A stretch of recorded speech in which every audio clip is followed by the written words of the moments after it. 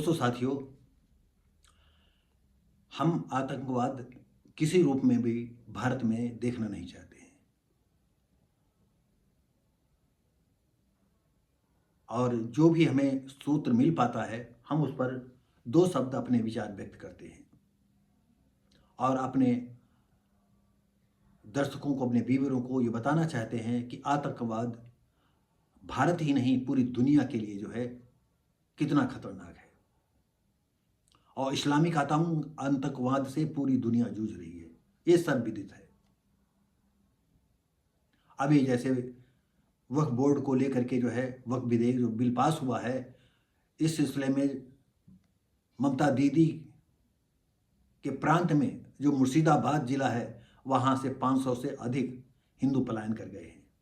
और हिंदू संगठन अगर ये जातिवादी सोच से अलग न हुआ तो एक दिन क्या होगा, कहते हैं बकरे की माँ कब तक खैर मनाएगी।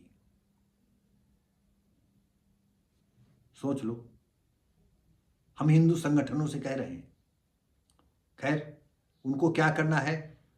अगर आपको ब्राह्मणवाद जिंदा रखना है तो करो जिंदा, लेकिन बच नहीं पाओगे ब्राह्मण भी।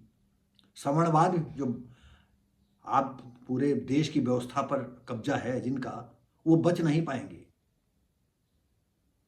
ये आप कोई भी सुन रहा हो, इस बात को नोट कर ले। जिस तरह से सवर्णों की रणनीति चल रही है, जो दलितों, शूद्रों पर, आदिवासियों पर जुल्म हो रहे हैं, ये कहने की जरूरत नहीं है।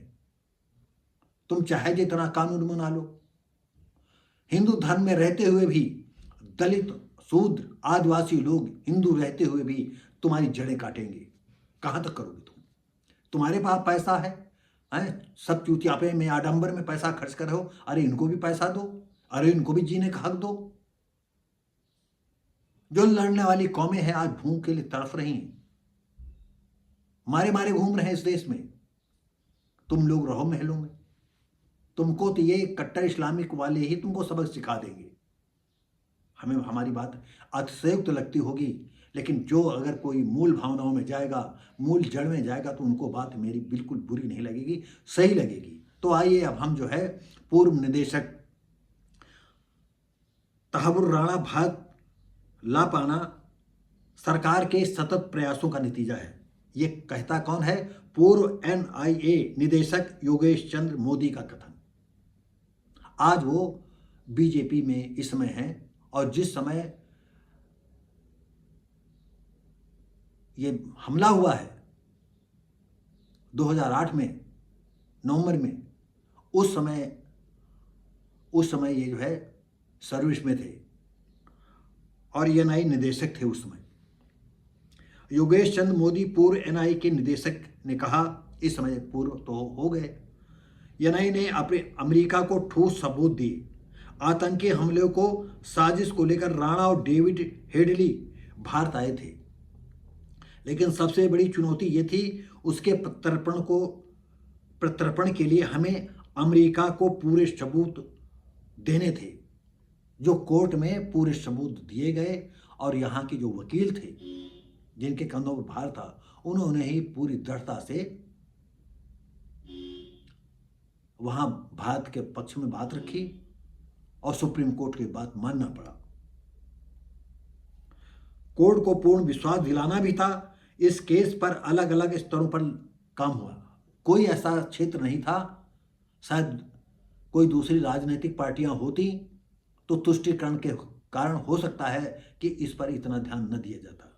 ये कहना थोड़ा सा गलत है, लेकिन हम तुष्टिकरण के बिल्कुल खिलाफ हैं। और जो भी इस देश की राजनीतिक पार्टियां जो तुष्टिकरण का खेल खेल रही हैं, हम उनके सख्त खिलाफ हैं। इस मामले में हम बीजेपी के साथ बिल्कुल कंधे से कंधा मिलाकर के चलते हैं। लेकिन इसके साथ ही जो शूद्रों पर, आदिवासियों पर, दलितों पर जो अत्याचार हो रहे हैं, उनकी बहन बेटियों के साथ रेप बलात्कार हो रहे हैं, अंबेडकर प्रतिमाएं टूट रही हैं, ये उनके अंदर की भावनाओं का एक प्रतिबिंब है कि सवर्णों के जो है दिलों में किस तरह से विष भरा हुआ है।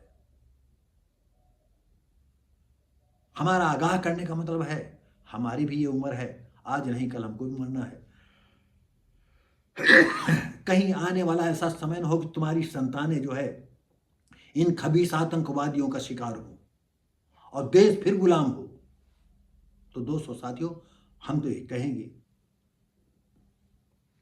इसी पर अपने विचार व्यक्त करते हुए एनएसजी कमांडो ने बहुत ही गर्म गर्म शब्दों में कहा कि भारत ने कितनी हिम्मत दिखाई है और किस तरह से जो है सतत प्रयास करते रहे, तब आज जो है तहावुर राणा जो है का प्रत्यर्पण हो पाया है और वो तिहाड़ की जेल में अब झलर रोटी खाएगा। और यहाँ तक उनका भी कथन है कि अब इसको बिरयानी खिला करके भारत का पैसा न बर्बाद किया जाए, इसे सरकारी दामाद न बनाया जाए। ये देश की जनता चाहती है। हमलों के दौरान ऑपरेशन का हिस्सा रहे पूर्व एनएसजी कमांडो और भाजपा नेता सुरेंद्र सिंह ने कहा, अगर राणा को भारत में फांसी होती है तो यह पाकिस्तान और आतंकवाद पर करारा तमाचा होगा। तो दोस्तों साथियों, अब आप समझ सकते हैं कि यह कौन सी स्थिति है। तो दोस्तों, इसी के साथ ही जो है हम छोटी छोटी वीडियो आपको ला रहे हैं, आपको बताना चाहते हैं कि किस तरह से मुंबई में हमले हुए। आपको बता दें, मैं उस समय बम्बई में प्रवास में था। मैं बम्बई में फिल्म नगरी में स्ट्रगल कर रहा था। मेरी दाल नहीं गली, या मैं जब तक टॉप लोगों से मिलने जुलने लगा था, उसी पीरियड में बच्चे बड़े हो गए थे, तो बच्चों के लिए हमें वापस आना पड़ा। फिर मैं बॉम्बे दोबारा जा नहीं पाया। हमने आंखों से देखा था। मैं नाला सुपारा वेस्ट में रहता था, सीताराम अपार्टमेंट में, और उसी के सामने एक और बिल्डिंग थी, मैं नाम भूल रहा हूँ उस बिल्डिंग का, वो कई विंग थे उसके। तो सामने ही ठीक बिल्डिंग के सामने जो है एक मराठी थे, उनका लड़का जो है 16-17 साल का ट्रेन बम विस्फोट में बेचारा मारा गया था, जो पहचाना नहीं जा सकता था। ये दर्दनाक हमारे बंबई के समय हुआ। कैसे बेचारे वो तड़फे थे, कैसे रोए थे। और यहाँ पर कानून आ जाता है कि उनके साथ ऐसा निर्मम व्यवहार मत करिए। अरे जो भी इस तरह के अपराधी मिलते हैं, कसाब को कम से कम 4 महीने में मृत्युदंड दिया जाता, एक एक पैर की उंगली काटी जाती, थोड़ा थोड़ा पैर काटा जाता, और 4 महीने में इनको मौत दी जाती, कुछ जलाया जाता। इनको लगता तो इनको 72 होरों के पास भेजने के लिए कम से कम 4 महीने का समय देना चाहिए। इनको वो प्रताड़ना देनी चाहिए कि दूसरा उसका वीडियोग्राफी करके, जिस तरह से नहीं आतंकवादी लोग जो है, एक अमेरिकन के पत्रकार को मैंने देखा था, हाथ उसके पीछे बंधे थे, उसको घुटने पर बैठाले हुए थे और अल्लाह अकबर कह रहे थे, और तुरंत एक आदमी चाकू निकालता, ऐसे ऐसे ऐसे ऐसे करके काट और खट खट करके पूरी गर्दन निकाल दी, और उसी खोपड़ी को जो है छोटे छोटे बच्चों को खेलने के लिए दिया था। अगर वो इतना जो है पापाचार कर सकते हैं, इतना अत्याचार करते, इतने मतलब पिशाच बन सकते हैं, तो क्या जो है, हाँ, काश भारत सरकार मेरी बात कभी सुन पाती। इनको मारने के लिए हम जैसे लोगों की जरूरत है। प्राइवेट एक ऐसा विभाग होना चाहिए, उनके हाथों में इसे सौंपना चाहिए, और वो वीडियो बना करके जो है प्रसारित करना चाहिए कि देखो हमारे देश के साथ गद्दारी करने वालों के लिए कैसी मौत दी जाती है। तमाम बहाने थे कि लाया जा रहा था, साली बस उड़ गई फिल्मों की तरह, और उसे कुछ लोग पकड़ ले गए। जैसे एक विटनेस से अनुपम खेर की एक छोटी सी मूवी है। सब कुछ हो सकता है, लेकिन इच्छा शक्ति तो होनी चाहिए। तो दोस्तों साथियों, ये पूर्व एनआई निदेशक योगेश चंद्र मोदी का कथन है। वो भी बहुत खुश हुए, क्योंकि उनके कार्यकाल में ही ये जो है बम्बई हमला हुआ था। उन्होंने भी जो है सीएसटी और जगह जगह जो है मानो खून को बहते हुए देखा था, जिन पर उनके जूतों पर भी गुजरे होंगे, तो जूते पर भी उनके रक्त लगा होगा।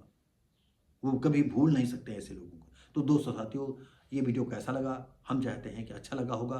तो इसी के साथ ही लाइक शेयर कमेंट करें, सब्सक्राइब करें। हम मिलेंगे आपको अगली वीडियो में। तब तक के लिए नमस्कार, जय हिंद।